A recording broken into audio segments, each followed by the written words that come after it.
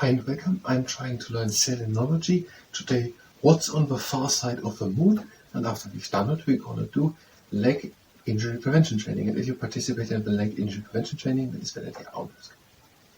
What's on the far side of the moon? First, the big picture of the moon. Now, what's on the far side of the moon? Scientists wanted to know, also other people, wanted to know about the far side of the moon. So they sent a space probe, Luna 3, to take pictures of it in 1995. So already in 1995, people were wondering, and probably before that also, what is now on the far side of the moon, because from the Earth out, you can see always just the same side of the moon. That was in the previous chapter, but I didn't really understood it. And so they sent out a spaceship to look to the other side, for the other side, and take pictures. In 1995, it was a Luna 3, the name of the spaceship. The far side of a spacecraft. The south side doesn't look like our view. There are fewer plains and the mountain regions are about 5 kilometers higher. Okay, fewer plains, so less plain areas. And the mountain regions are about 5 kilometers higher. There are mountains and they are up to 5 kilometers even higher than the one on the other side. There are also more craters, because more asteroids have headed there on that side. Luna 3 was sent into space by the former Soviet Union, that is basically today's Russia. Many of the regions on the far side of the moon are named after Soviet people and places.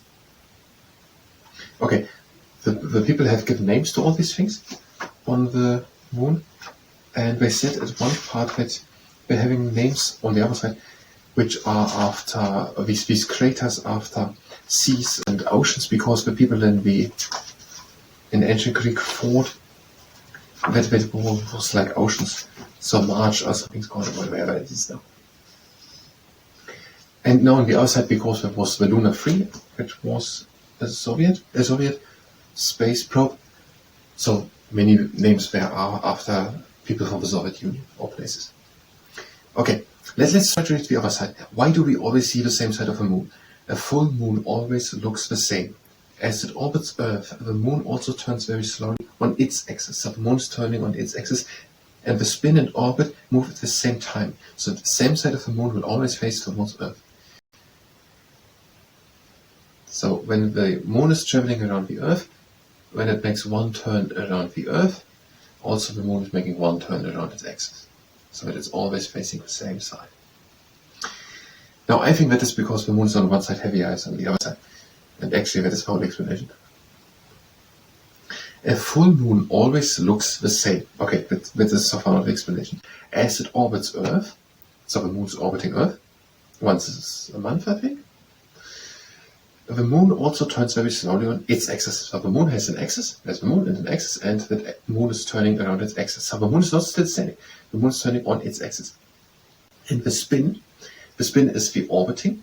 No, the spin is the turning around its axis. So the thing spinning like that is spin. So the moon has a spin of 1 per month. And so the spin and the orbit, that is the orbiting around the Earth, move at the same time. So what I want to say is it makes one spin while it does one turn. So that the same side of the moon will always face towards Earth. Okay, that's the explanation. And the explanation of why that happens is, I think that the moon is on one side just heavier. There's more gravity pulling the moon towards it. But actually, that was never said it. I have no idea if it's true.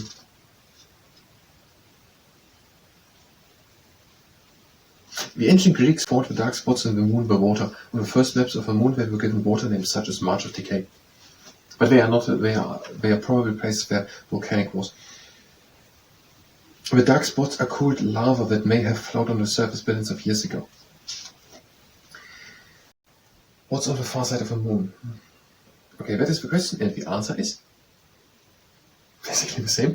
Basically the same, but it looks a little bit different. There are more craters. Why? I think it's just to the outside, like a shield on the outside, and there are coming more asteroids into it. What is an asteroid called if it hits the moon?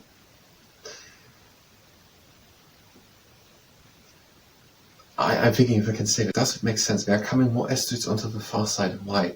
There are no asteroids coming from the Earth.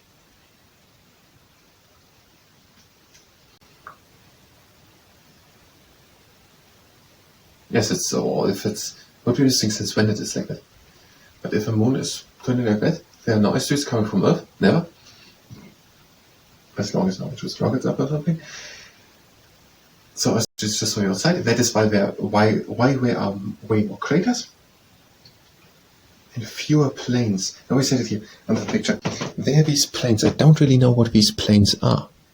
Volcanic, as I said. And when there are craters and also mountains, why are the mountains higher? Let's think about it. What if the moon is on one side heavier, which is my hypothesis, whatever, why the moon is to that side? What if the amount of volcanoes on what of the side of the moon has an influence on it? I don't really think that the amount of asteroids landing has made the moon on one side heavier as on the other one. Or probably possible, is it the heavier side further away? I would say the heavier side is closer. Because the heavier side is put in. But if it is about the force that pulls the moon out, then it could be also on the outside. But I think it's on the inside. Yes, it must be on the inside. On Earth, the whatever they are called, the ebb and what is the other thing called? Whatever, when the water comes in and out at the coast, that is because of the moon. The moon is putting the water in, and now the heavier side of the Earth basically pulls to the moon. The Earth is, of course, turning way faster, because the Earth turns once a day and the moon just 28 days. So it's 2 times when these things. And the water is up. Why? Because the heavier part points towards it. But the Earth is turning still too much. No, I don't think that helps to know whether the heavier side is pointing towards the Earth or to the space. No, but why are there less volcanoes? Less volcanoes would explain why there are fewer plains. But why there are now more mountains or higher mountains? So these mountains are not volcanic origin. What if are there more rocks than on the other side? No, we have to know what a volcanic is if it's with what it has something to do. And these volcanoes are no longer active on the moon. There are no active volcanoes. It's just looks like that.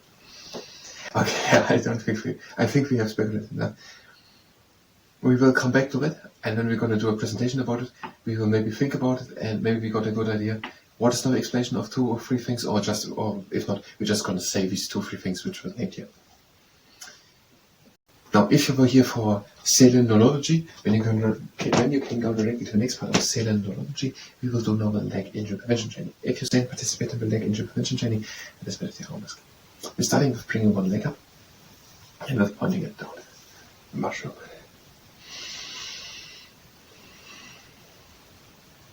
And the other leg up, and point with the foot out.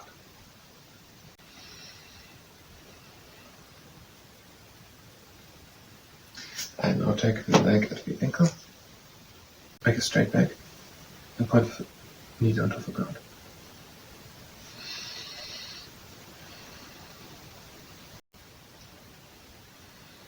Take the other leg at the ankle, make it straight back, point the knee down to the ground.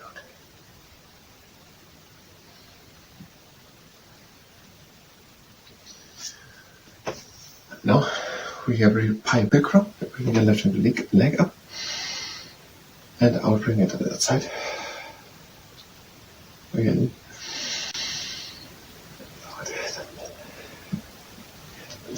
Leg knee. In the knee up. Outer leg to the side. Again. Out in the middle. Down. Other leg up. Out to the side. Breathe again in. Out into the middle. Down. And another turn. Leg up. Out to the side. Again in. Out in the middle. And down.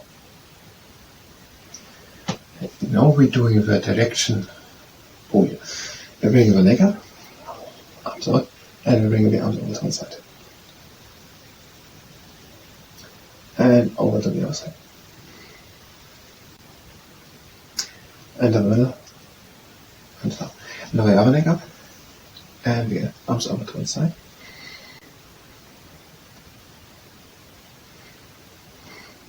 To the middle.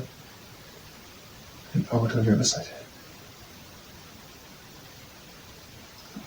And now a little over to one side, but also the leg once, this time over to the other side. 38. And change.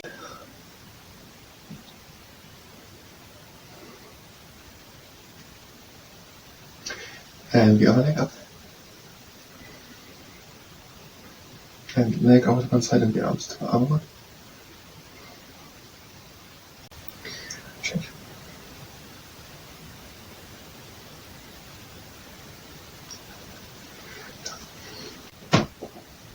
And now let's do another leg up, and we're pressing on the inside against it. Slash and back slash. Riding into the leg, flex foot, even and hips taller with the back, a little bend in the other. And change to the other side. And press on the inside.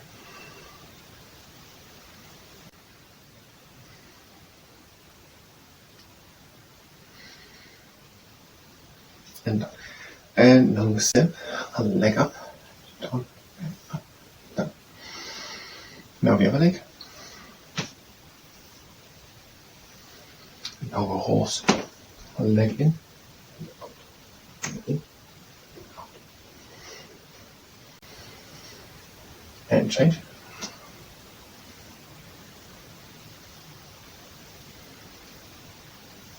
Now, if you like, you can do the camel, but you can also do the step or the horse. Leg in and out, and this time the whole body moves a bit.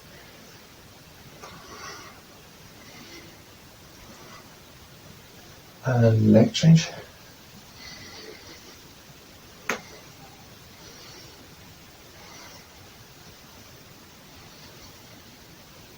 And now you can do one of the three again, or another one. Leg in, swing it back.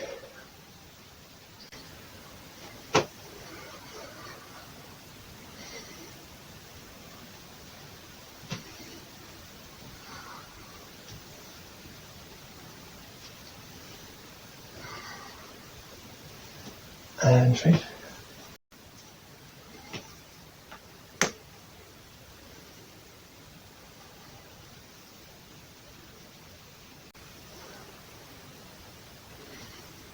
And the last one. And now the closing exercise with trapping, glide our legs wide apart, breathe in. And out.